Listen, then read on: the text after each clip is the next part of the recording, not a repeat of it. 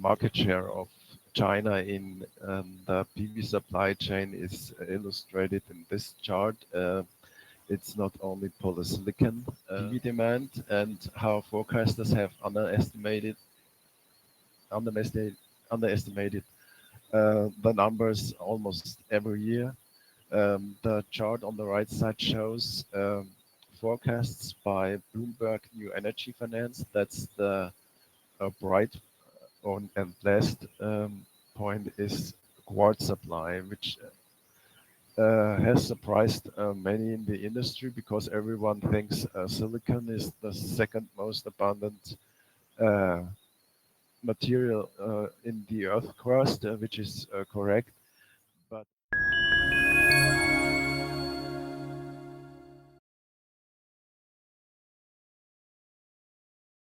good evening, wherever you are. Thanks for joining this webinar today about ethical practices. So we have, let me see, 257 people signing up today, well over 40 different countries. So a warm welcome to everyone. We're going to make it an interesting webinar today. We will be navigating the topics of forced labor, supply chain security, and sustainability in the PV and battery energy storage industry. We have very interesting guests today, but before we do the real introduction, just let me tell you, we're on about 60 minutes webinar presentation. There will be two presentations. They will take about 40 minutes in total, and then there will be plenty of time for Q&A. For those people, for those who have questions, please use the chat box and ask any questions you like. And at the end of the presentation, we'll do a Q&A session. We'll try to answer as many questions as we can. So today's guest speaker is Johannes Bernreuter from Bernreuter Research. Johannes, a warm welcome to you. thank you. Johannes is based out of Germany, and was looking up your profile, and you were actually already working in 1999 for Photon, Das Solarstrom magazine. And years later, 2008, you founded Bernreuter Research. So I believe we can conclude that we have a real PV veteran here on the webinar today.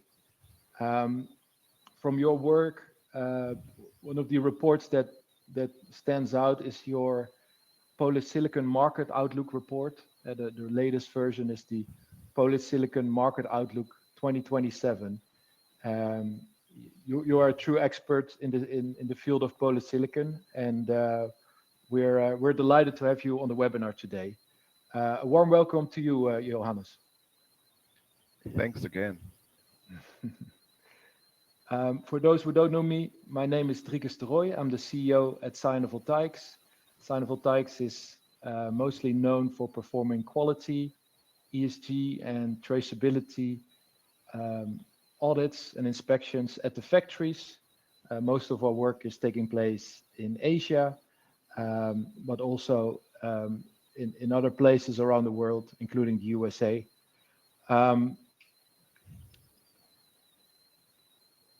What we'll do is we'll start with Johannes' presentation, and after I will also do a 15-minute presentation about how companies and how developers or buyers can ensure an ethical supply chain. But to start, I would like to give the word to Johannes. Please go ahead. Thank you, Driekus. Here is Johannes Bernreuter from Bernreuter Research. My presentation will not go specifically into the details of traceability and so on. I will provide a broader background on the topic, on diverse issues in the polysilicon and solar industries. I will first give an overview on pressing issues in the PV supply chain, then go uh, into detail regarding forecasts for global PV installations and why they have uh, almost always been too low. Then I will touch on the current price level of polysilicon and the overcapacity. And finally, I will go on to the future prospects of quartz supply for silicon in production.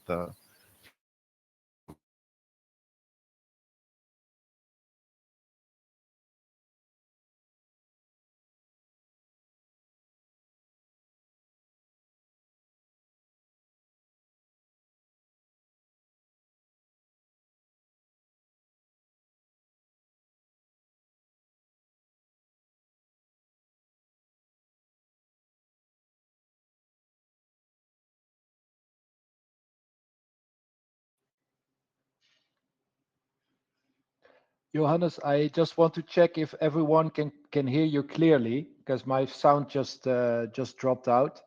Um, let me ask the participants if they can hear your voice. If anyone can comment.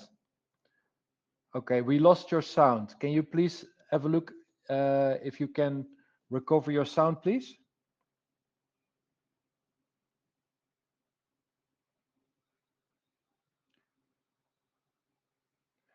Okay, Johannes, it seems people cannot hear you.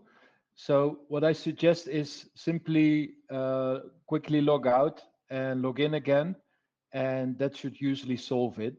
And then we'll just wait 2 minutes and continue the presentation.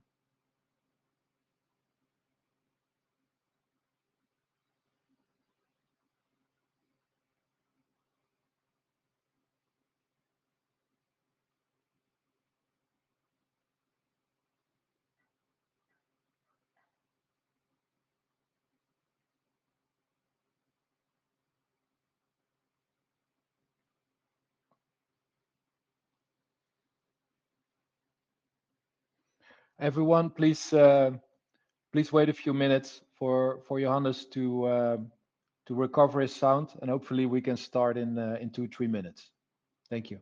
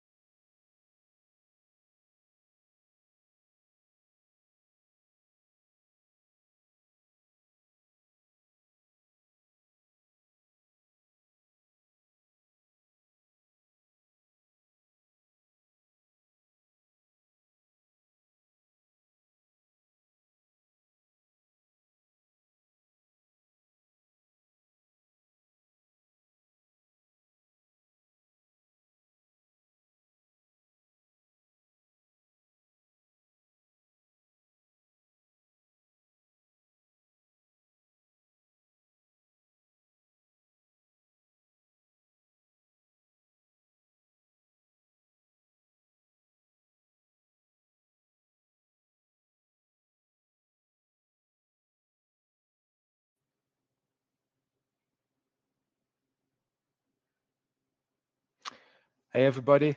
Hey, sorry about that. Johannes has a problem with his microphone. It started well. We did the sound check before the webinar. Everything was working fine. And then we lost his voice. Or I guess we lost his microphone, not his voice, hopefully.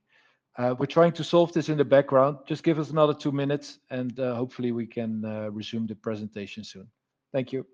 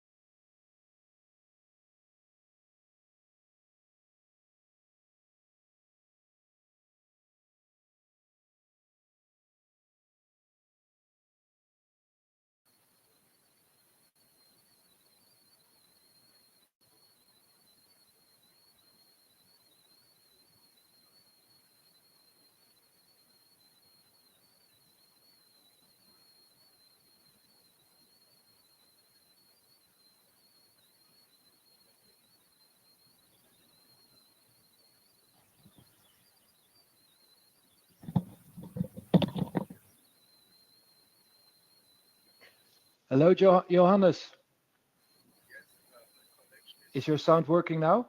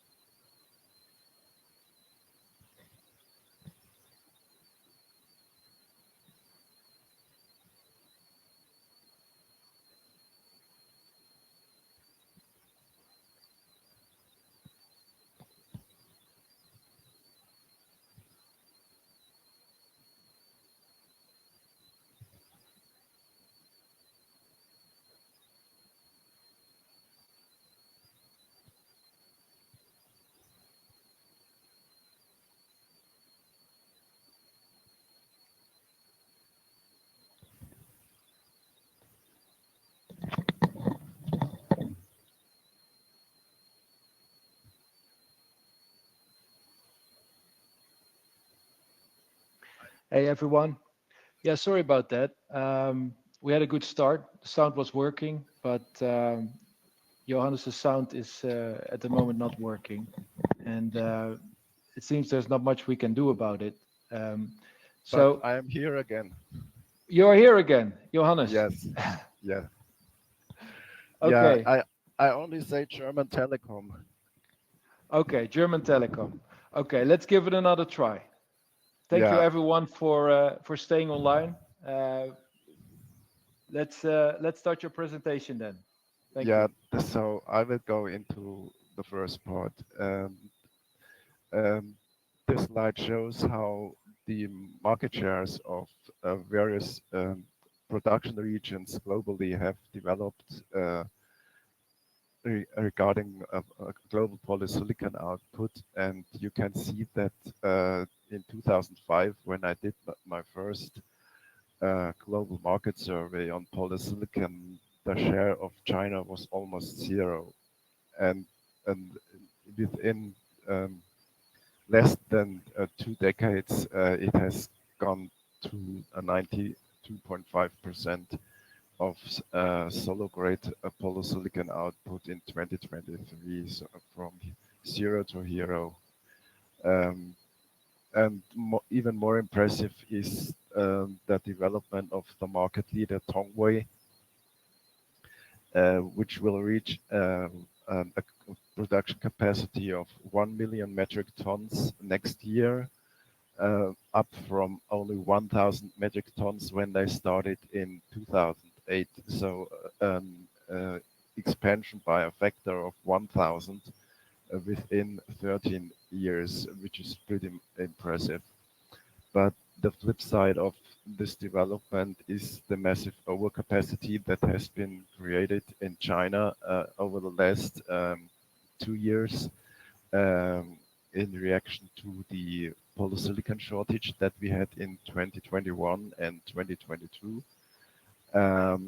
That means that if you add together both existing production capacity and all plans for new capacity, you end up with more than 7.5 million metric tons of potential capacity, maybe even 8 million. Of course, part of that is only on paper and will never been implemented. But if you still count the existing capacity and those announcements that are realistic, and meaning those from the top players like Tongwei and Darku, there is still almost 5 million metric tons to be expected or would be on the table in 2026. That means more than 2 million metric tons of overcapacity in the current market. And this um, huge market share of China in the PV supply chain is illustrated in this chart. It's not only polysilicon with a 92.5%. In wafer production, it has been even stronger for many years. If you include the production capacities outside China that are owned by Chinese companies, and a similar picture for solar cells and solar modules. And the new catchphrase in China is the new three, meaning photovoltaics, um, storage batteries, and electric vehicles. And the shares in production along the value chain for batteries are already in the 80% range as well. And a similar picture is can be seen in the wind power industry, where the shares are also between 70 and 80%. So it's clearly visible the strategy of the Chinese government to create a dominant position in new industries, as, both as a growth driver for the domestic economy, and um, also to create export opportunities all over the world. And that, of course, creates a bunch of problems. I have already mentioned the overcapacity in polysilicon, and it's not only polysilicon, it's the overcapacity exists across the total PV supply chain. Um, One of the factors that have helped create the dominant market share of China is the use of electricity from coal-fired power plants, which results in a high CO2 footprint of the solar modules. Then I will touch on forced labor on the next slide.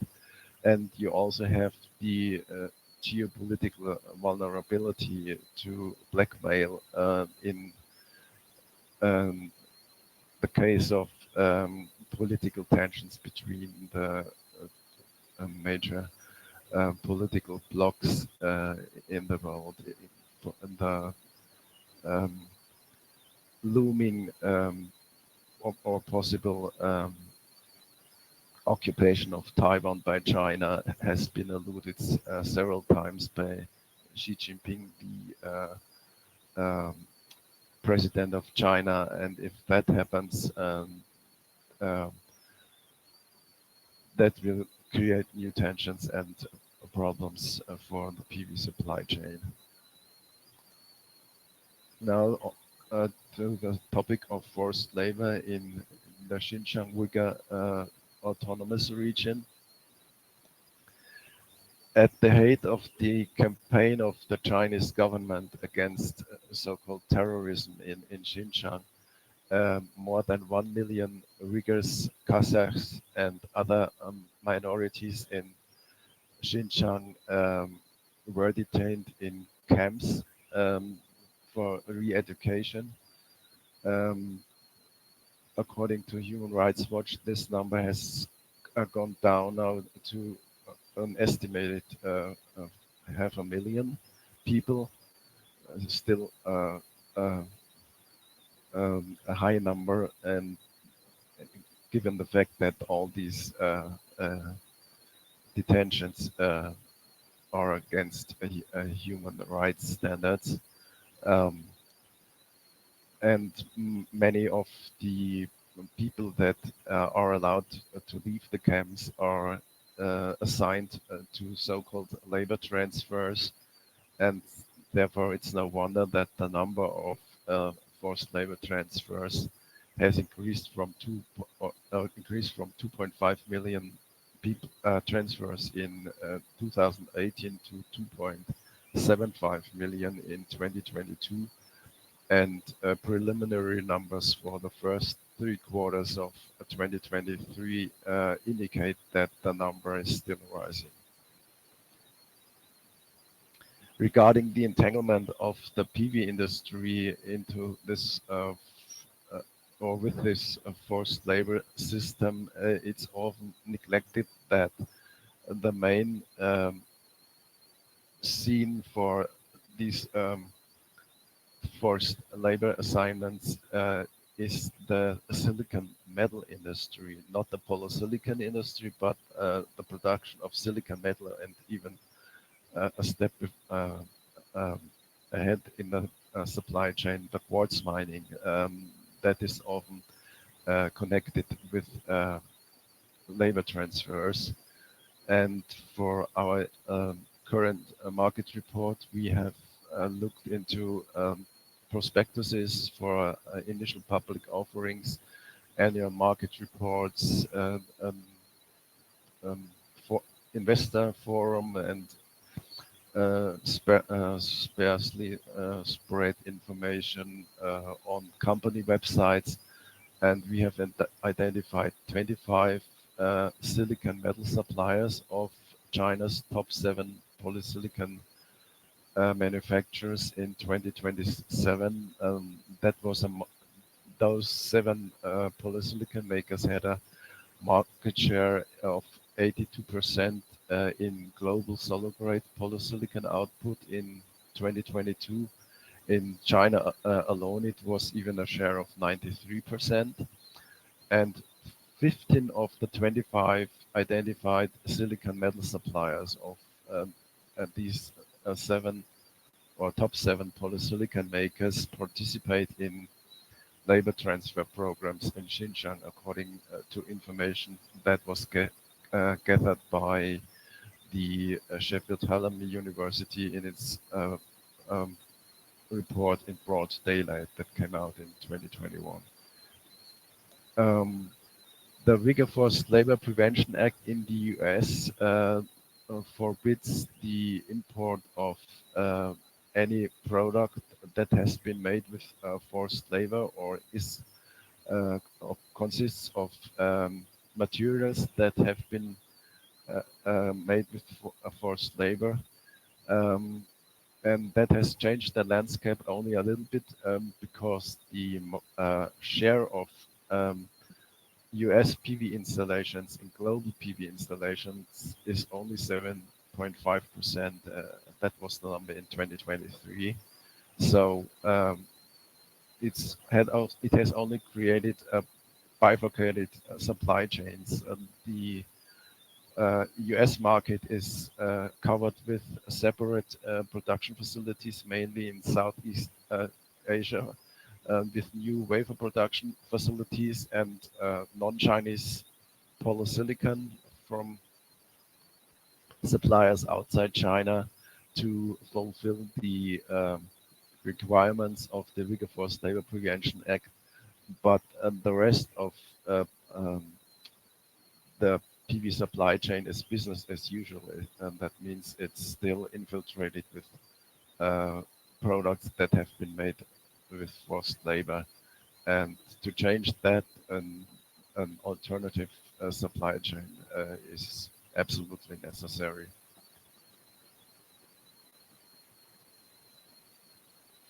So the next point is PV demand and how forecasters have underestimated the numbers almost every year. The chart on the right side shows forecasts by Bloomberg New Energy Finance. That's the bright blue lines, and the dashed dark blue lines are forecasts from our own market reports, the 3 previous market reports that we published, and the BNEF forecasts are for 3-year forecasts. And you can see that only in the beginning in 2015, the forecast was pretty much on spot, but almost all other forecasts have been um, significantly below the actual results of global PV installations. And you could show the same effect with the global market outlooks from Solar Power Europe. Even if you take the high scenario, then you will see that in the fifth forecast year, the forecast is also below the actual result. That has led me to the conclusion that country-based bottom-up PV forecasts, which are the standard method for forecasters, um, systematically underestimate global demand. And another point is that forecasters um, shy away from aggressive assumptions, all the more the further the forecast year is out in the future.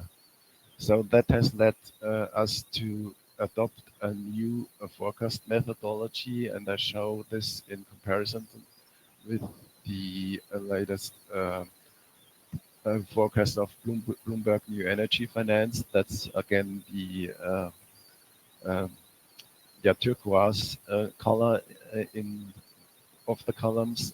In the middle is our own forecast, and the very bright blue is forecast from Dr. Dahlmeier Financial Risk Management in Switzerland.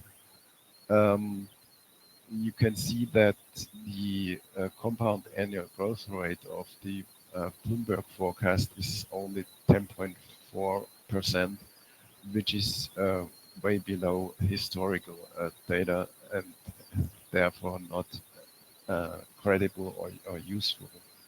The question is the aggressive forecast from Dahlmeier realistic? Uh, Dr. Dahlmeier has based his forecast on a historical growth rate of 36% on average every year. And historic analysis shows that this is actually correct. Between 1975 and 2022, the average growth rate has been 36.6%. So that's the historic experience. Of course, there are different phases of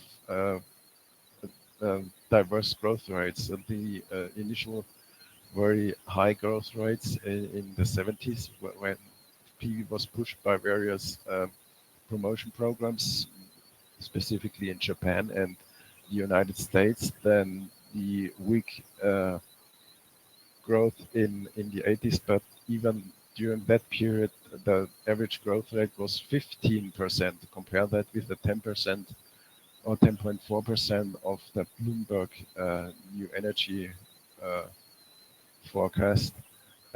So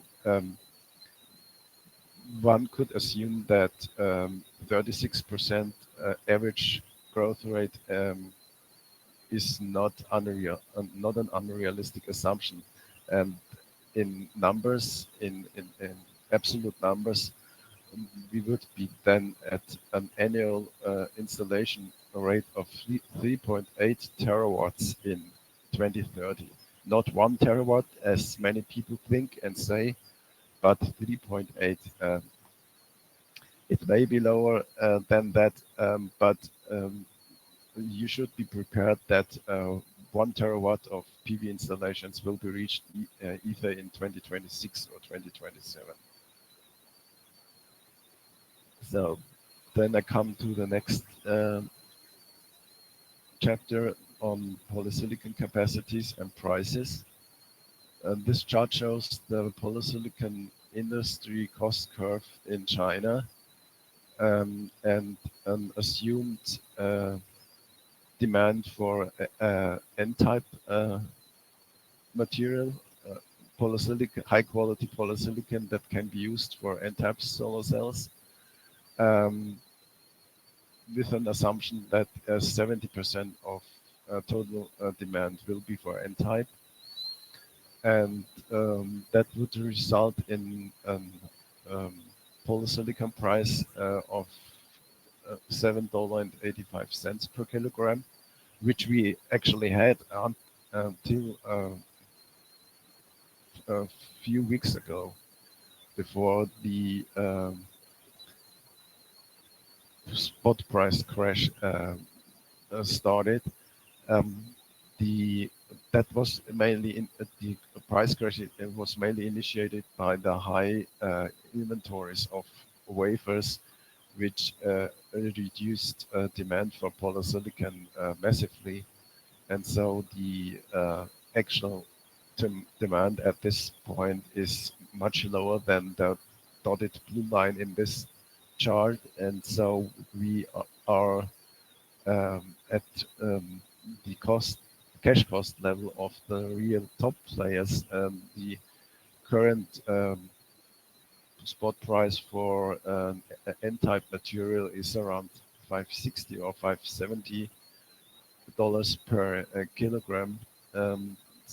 So we are really at the um, front part of the industry cost curve at the moment. And that will probably slowly recover when when the wafer inventories have been depleted.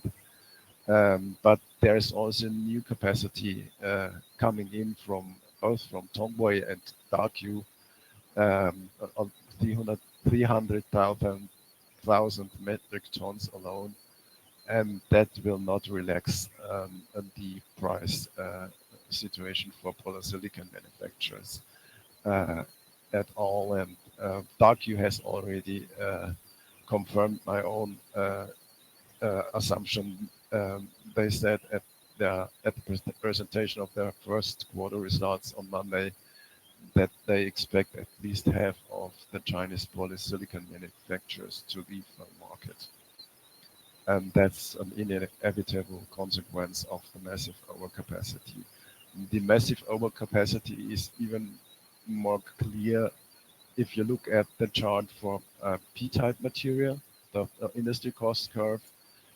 Um, the all the capacity that is right of the vertical blue dotted line of demand, assume that 30% of total demand, 30% of for P-type, then you see how much unused capacity is on the industry cost curve, and that illustrates that industry shakeout is imminent.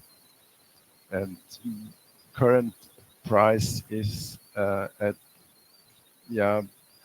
slightly above $5 per kilogram, and then you also can see that's very close to the two top manufacturers, to cash costs of the two top manufacturers, um, which shows that demand for polysilicon is really down at the moment, and it will take probably some more weeks until the wafer inventories have been depleted. So to I only touched briefly on this table.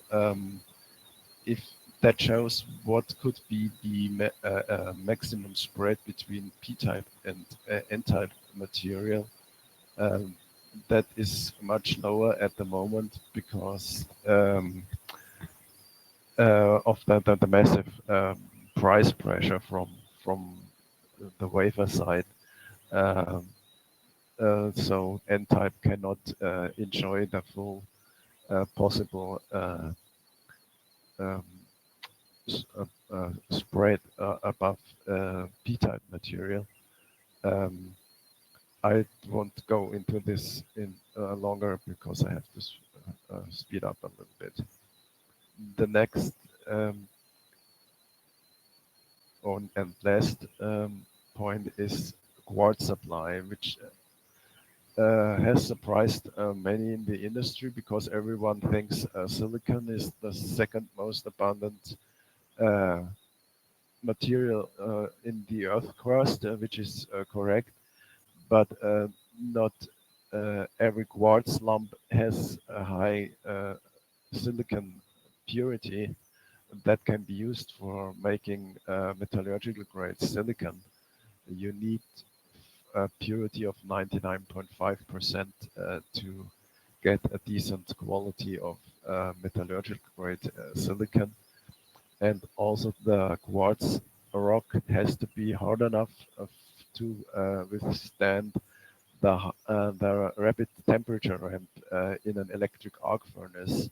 Um, you go from 0 to temperatures in the order of 2000 centigrades, and not every quartz is hard enough to withstand such conditions, and that reduces the available amount of global reserves for quartz reserves for silicon metal substantially.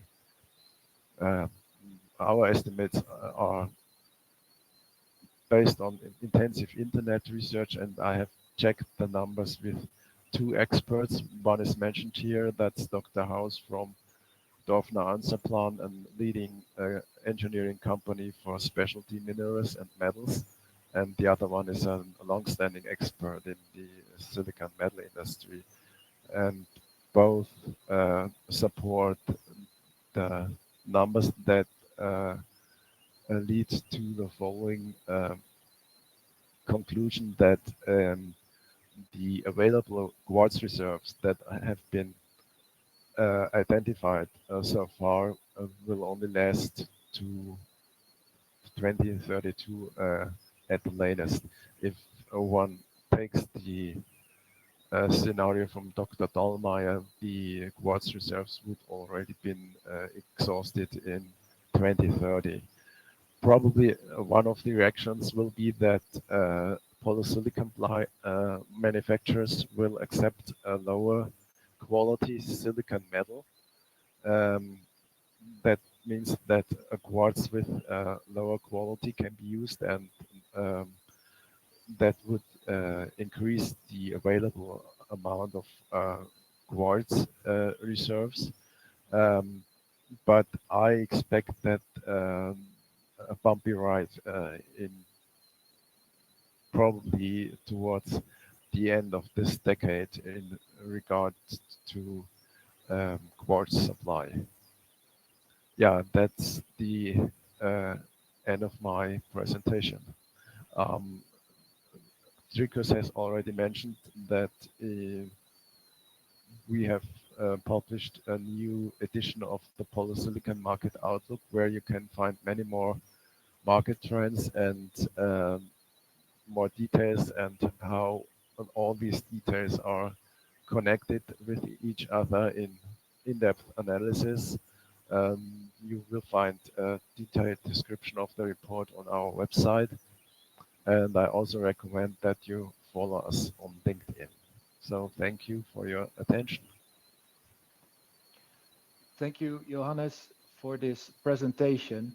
Um, a lot of interesting topics.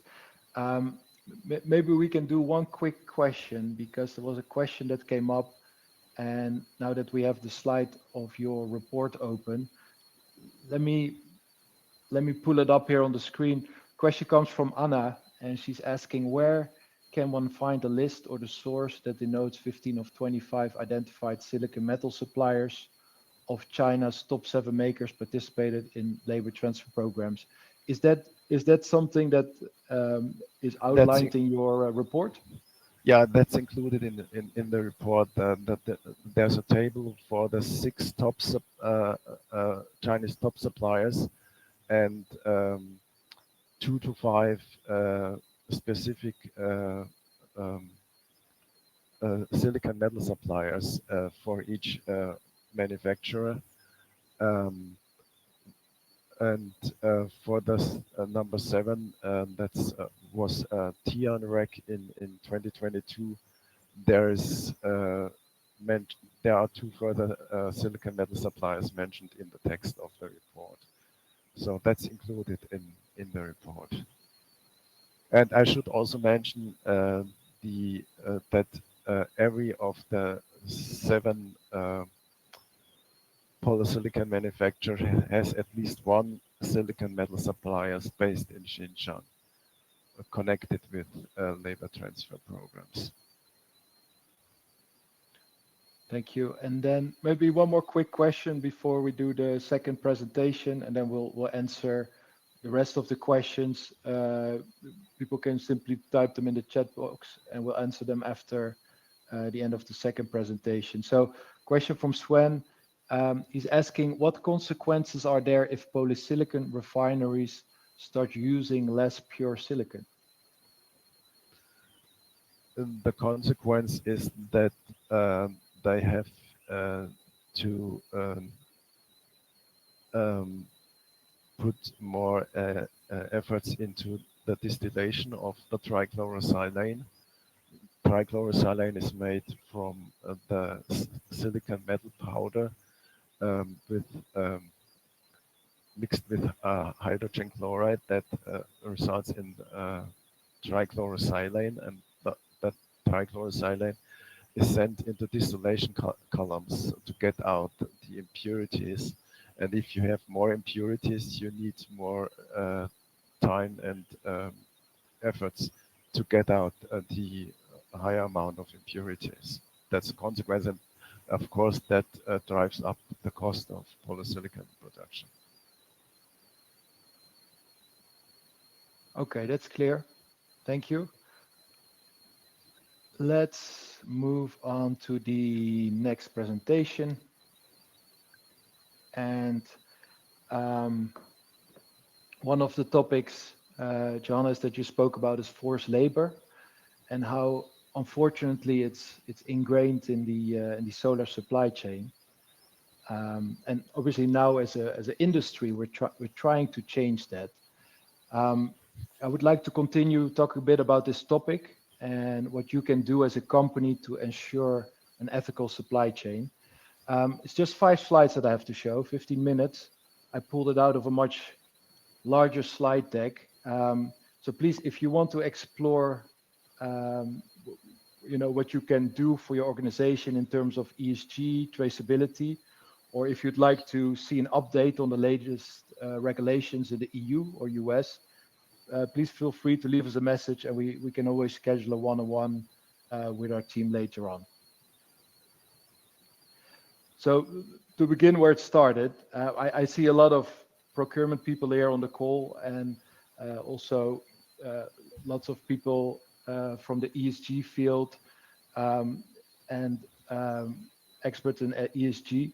But if you're fairly new to the topic, this is where I would recommend to start is these reports. And the obvious one is the In Broad Daylight report released in May 2021. I have them here at the office. This report literally changed the PV industry. It triggered the UFLPA in December 21, and there's been follow-up reports, overexposed, the latest update from November 2023, and then Respecting Rights in Renewable Energy, which was released earlier this year, with the latest updates and also the challenges for investors in making their supply chain more transparent. These reports, they were written by several people, some of them anonymous. It was led by a professor called Laura Murphy from the University of Sheffield. Sheffield is a town in the north of England. Nowadays, Laura Murphy works for the US government. Now, when you speak about forced labor, everyone in the PV industry is obviously pointing at China these days. what you saw from Johannes' presentation, China is obviously completely dominating the PV industry. I saw from your data, Johannes, we're up to 97.6% reliant on China's PV supply chain. I believe that's for wafers. However, what's often overlooked is that so-called modern slavery is also a global phenomenon, and I would like to show you this. I pulled this up. This is from the Global Slavery Index. You can look this up yourself, www.walkfree.org. And I've listed some of the major PV manufacturing countries here. So if you zoom in on some of those, look for instance at India, you have a prevalence of 8 people per 1,000 that are associated with modern slavery in absolute numbers, more than 11 million. And by the way, forced labor is not just people who are forced to work in a factory. This category of what we call modern slavery, it also includes human trafficking, debt bondage, child labor, or even forced labor in prisons. If you look at some other countries, look at Mexico, it has a 6.6 out of 1,000 people expected to be modern slaves, 850,000 people. Mexico is a free trade partner of the USA and Canada under the USMCA. And the US itself has around 1.1 million people considered modern slaves. So I'm certainly not saying that these countries use forced labor for the manufacturing of PV modules. Certainly not. But I just want to show you these numbers to provide some perspectives and make people realize that what we're dealing with is a global issue. It's a global problem. So when you look at the regulations in the US and the EU, again, this is just scratching the surface here. If you want a full policy update on either EU or US, please feel free to leave us a message, and we'll schedule a one-on-one with our team. The US has the UFPLA came into effect in June 22, and its main aim, and Johannes mentioned this, is to ensure that goods made with forced labor in Xinjiang do not enter the USA. And so the US focus is very clearly on China, and the US Customs, US CBP, has been seizing large amount of PV modules, well over 2 gigawatts so far. The thing with the US, they have very clear requirements on the documentations required to successfully import PV modules, and now also the same for battery energy storage. And therefore, for EU importers, there's much to learn in terms of documentation requirements, because when you meet the US requirements, you are also well on the way to meet the requirements in the EU.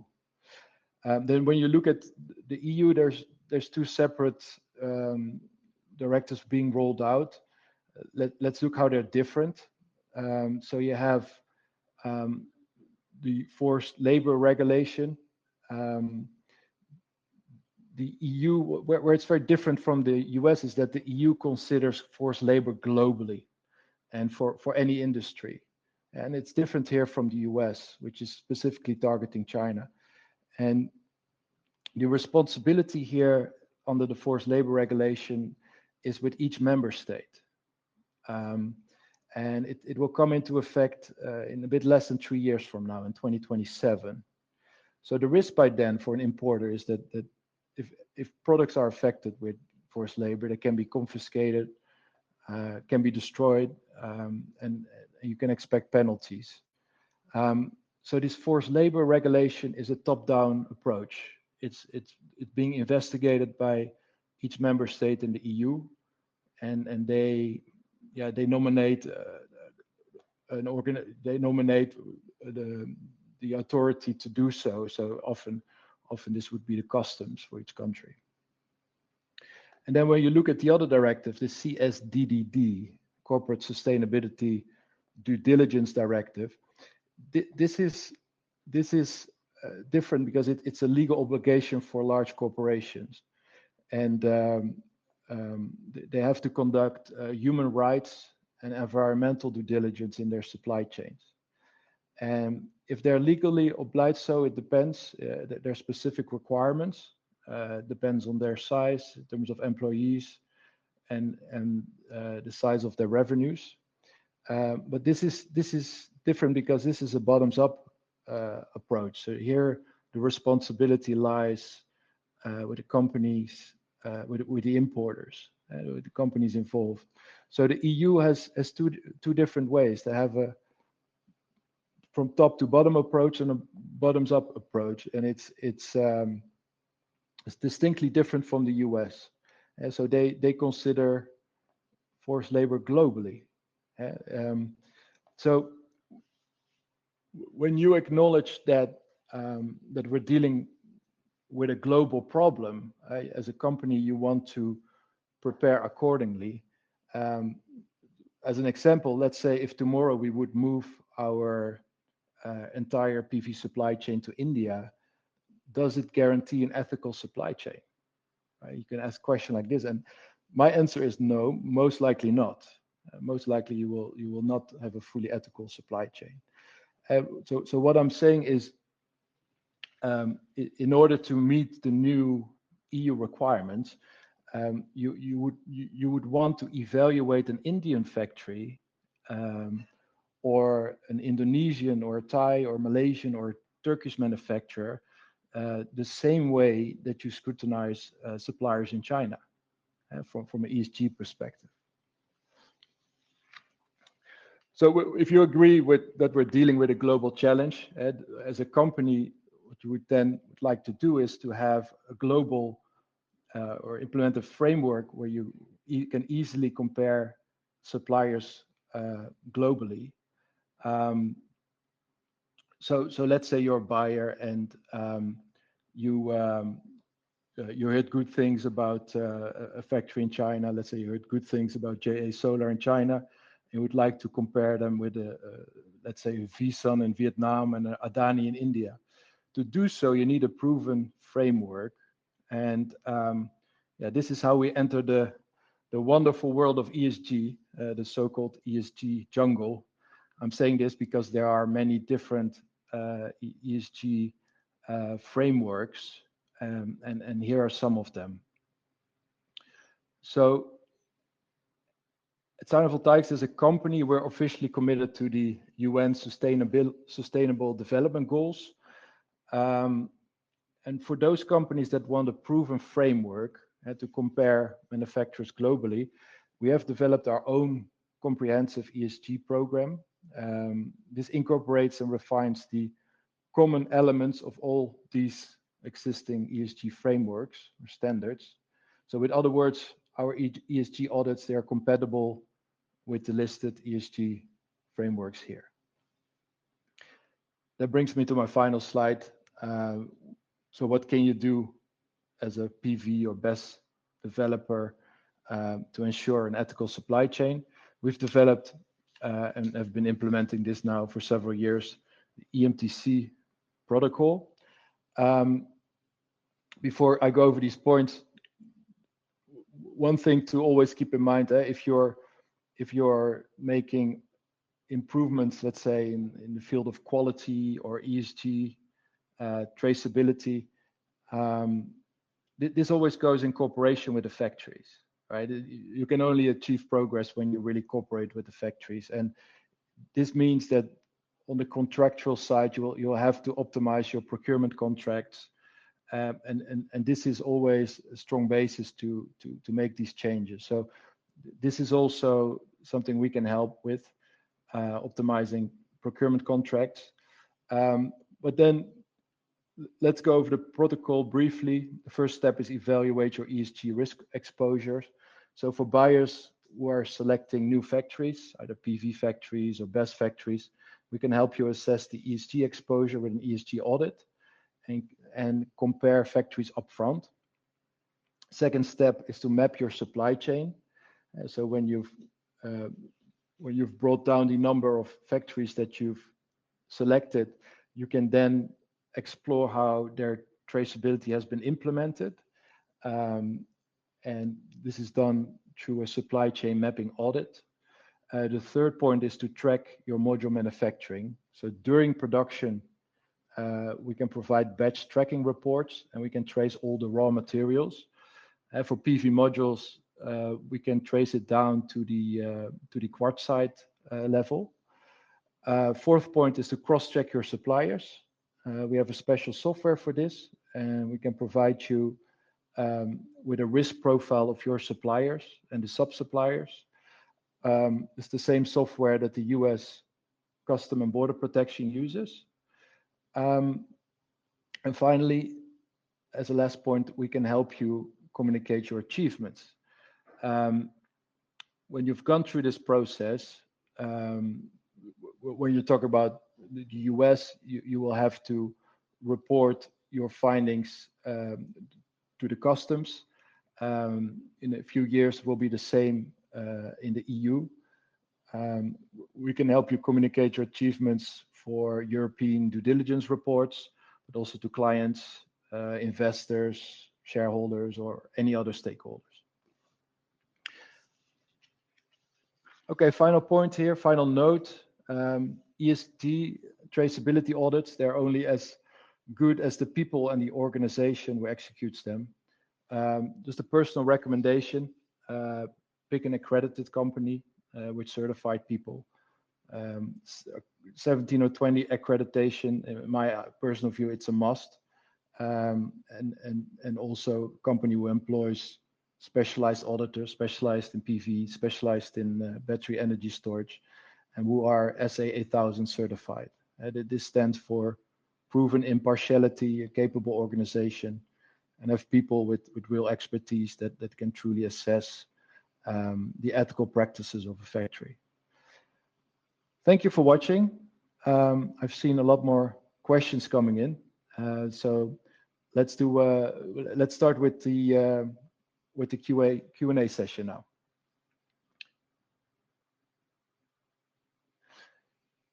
Let me see, Johannes, what are the questions we have for you?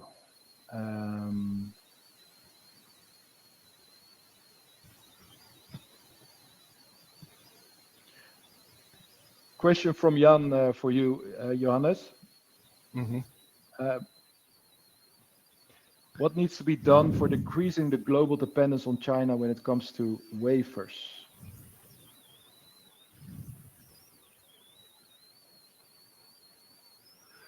Yeah, I have argued for a long time that wafer manufacturing is the decisive point in the supply chain to create an alternative supply chain, because that's the part of the supply chain where China is practically dominating the world market by with 100%, and that's the first step where you have to create own abilities, and corresponding to that, it's very hard to establish a wafer manufacturing base outside of China, because all the know-how for equipment has also migrated to China, and you basically have to start with equipment know-how from China to create a wafer factory outside of China, and possibly the next step is that the companies that were active in equipment manufacturing for wafer sawing and ingot pulling, but are have retreated to the semiconductor sector in Western countries, that they get back into the solar sector new with developing new equipment. That at least there are some activities. There will be a workshop in Constance in Germany in the middle of May that will deal with this exactly with this issue.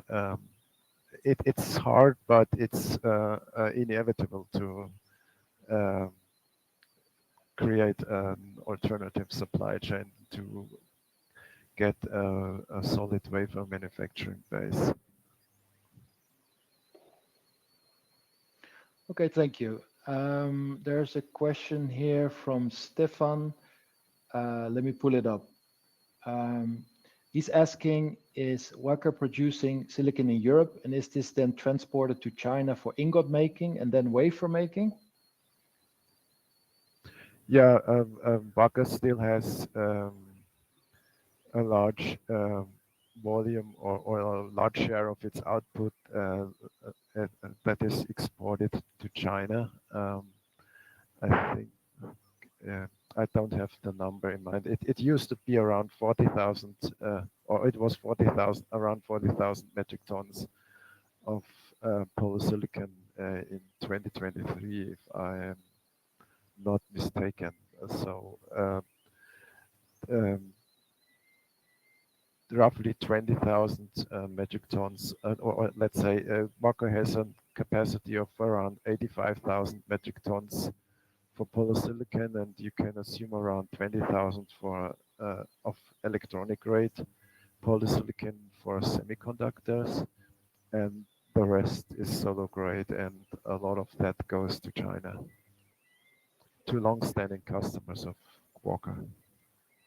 And a part of it now to Vietnam, to the new wafer production facilities that have been created by Jinko, JA Solar, and now also Trina, to get along with both with the AC, the anti-dumping duties in the US and the Uyghur Forced Labor Prevention Act. So part of the exports have shifted from China to Vietnam.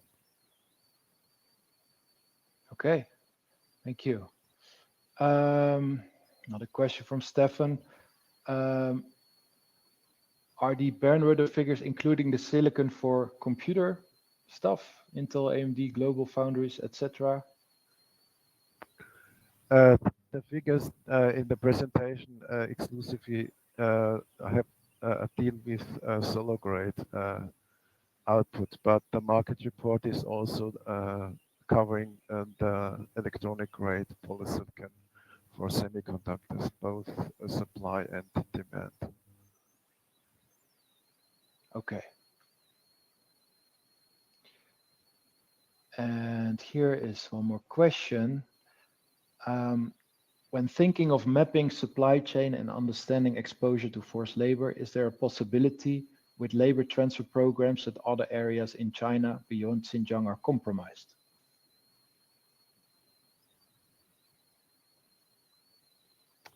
And there have been actually reports about forced labor in other parts of China, but in other industries. For instance, I think I saw a report about a shoemaker that used forced labor workers in a different province outside Xinjiang. But I am not aware of reports that have identified forced labor in any PV manufacturing facility outside Xinjiang. But that doesn't mean that it does not exist. I cannot rule out that. Okay. Let me see if there's any other questions. I mean, there are many, but I just have to go Yeah, through my, them. my test presentation was too long. I promised on LinkedIn that I would try to keep it short, but I didn't No, it was perfect. It manage was it. it was totally fine. We had a bit of a slow start, but we still made it within the time we were planning to. Um,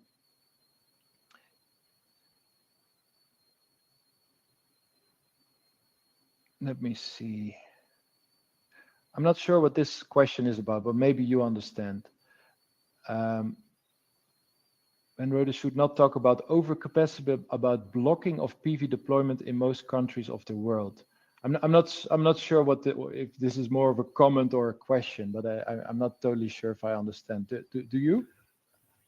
I think I see what is meant. I think it means that the our capacity is a strategy to push um, or blocking PV deployment. If it means PV installations, then I don't understand the question. If it would mean PV manufacturing in most countries of the world, then it would be clear. Okay. But I don't know what is meant with, if PV deployment is meant in the sense of PV installations, I cannot get a sense out of this. I don't see that PV installations in other countries are blocked. Yes. All right. There's a few other questions, but what I suggest is that we finish the webinar for now, and any other remaining questions, we'll answer them after the webinar. We'll simply be in touch. I want to thank everyone for joining. Sorry for the slow start, but yeah, these things can happen, and everyone stuck around. So it was a much anticipated presentation from you, Johannes, and personally, I learned a lot. I hope everyone on the webinar as well. Please feel free if you want to reach out. Let me put one more time the slide with contact details. You find Johannes at bernreuter.com or on LinkedIn. I think for many people his report will be highly interesting. We will share the presentation not as a presentation, but the recording can be watched later on our website if you miss certain parts, or for those people who were not able to attend the full presentation. So thanks everyone, and hope to see you next time on the next webinar. Bye for now.